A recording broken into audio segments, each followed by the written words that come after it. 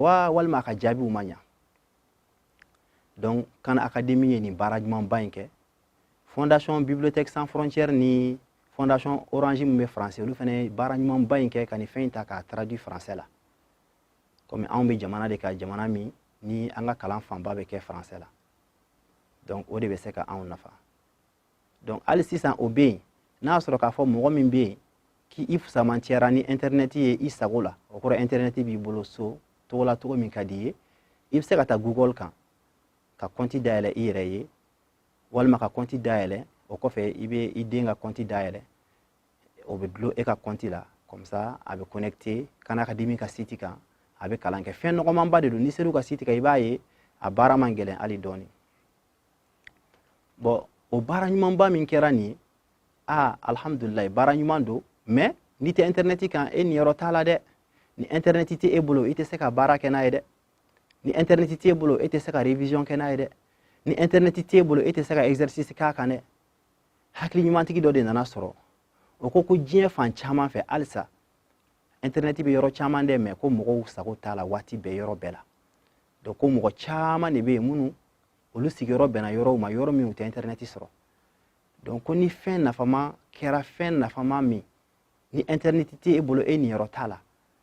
ko o jamakulu bɛɛ sen bɔlen ye Khan Academy ko la. O de filɛ ka hakilina ɲuman ta k'an ka fɛɛrɛ kɛ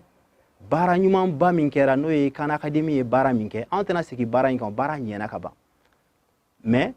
baara in kan ka se jamakulu dɔ ma n'o ye jamakulu dɔw bɛ diɲɛ fan caman fɛ internet t'u bolo mais baara in tɛ ka s'u ma anw fana ka fɛɛrɛ kɛ anw bɛ se ka jɔyɔrɔ kɛ cogo di o jamakulu ninnu bɛ se ka baara in sɔrɔ cogo min.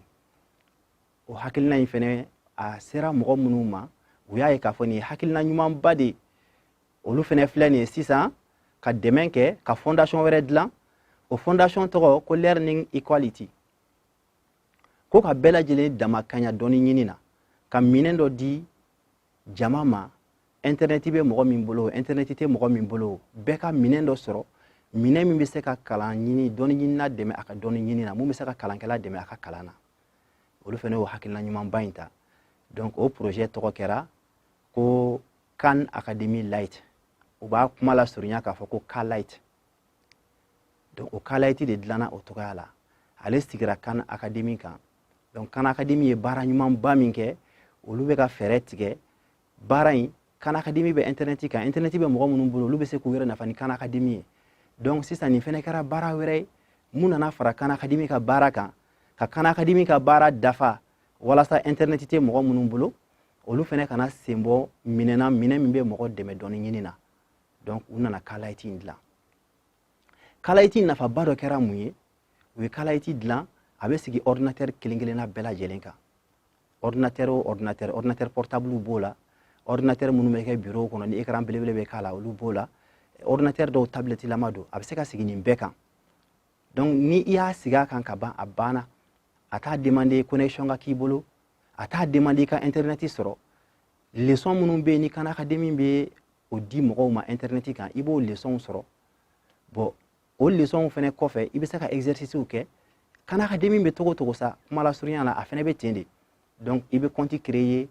compte bɛ kɛ mansa fana bolo compte bɛ se ka kɛ karamɔgɔ fana bolo walasa a den mansa den walima karamɔgɔ ka kalandenw bɛna kalan min kɛ K-Lite kan a bɛ se k'u ka baara ye cogo min k'a dɔn u ye wagati joli kɛ ka connecter K-Lite la k'a dɔn fɛnɛ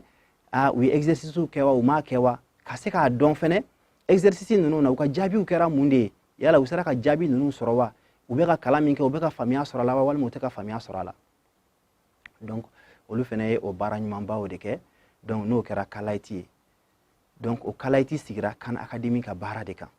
ka se ka Khan Academy nɔgɔya sɔrɔli nɔgɔya mɔgɔw ye mɔgɔ minnu sago tɛ internet la. Donc Learning Equality bi a ka o baara ɲumanbaw la halisa u ye K-Lite in dilan ordinateur fitini dɔ bɛ yen nɔ mun tɔgɔ ko Raspberry Pi ordinateur dɔnbagaw b'a dɔn ale man bon kosɛbɛ fitini don K-Lite in bɛ se ka sigi hali o sanfɛ. Ɔ nafa belebeleba min b'o la o de ye o ordinateur in bɛ se ka marcher batterie la o kɔrɔ ye di hali ni courant tɛ aw ka yɔrɔ la ni courant tɛ aw ka yɔrɔ la anw ka jamana wasalen don tile ko la tile bɛ yen i bɛ se ka panneau sigi ka batterie bila o kan o bɛ Raspberry Pi o b'o alimenter o bɛ kɛ o courant ye o bɛ courant d'o ma o bɛ baara kɛ cogo min donc n'o kɛra Kalayti bɛ sigi o kan wa Kalayti mana sigi o Raspberry Pi kan o Raspberry Pi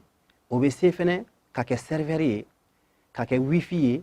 wifi min tɛ taa connexion kan dɛ wifi min tɛ taa internet kan dɛ o wifi n'i donn'o réseau kɔnɔ n'i ka surun o la dɔrɔn directement o wifi b'a permettre e ka se ka serveur in kɔnɔfɛnw sɔrɔ ka se ka kalan kɛ ni a ye